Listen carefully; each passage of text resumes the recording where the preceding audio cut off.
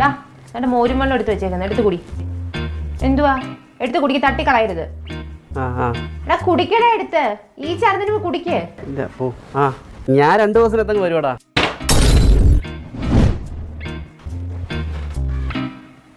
പൊട്ടിച്ചോടാ, നീ ഇത് പൊട്ടിച്ചോ?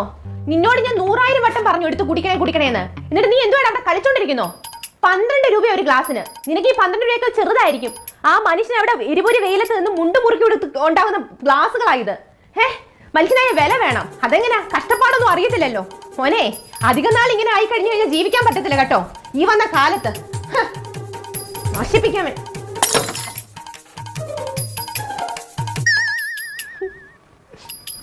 ചെറിയ ഗ്ലാസ്സാ, ആരാണ്ട് തെല്ലത്ത് കൊണ്ടുവച്ചതാ. നീയാണോ തെല്ലത്ത് കൊണ്ടുവച്ചത്?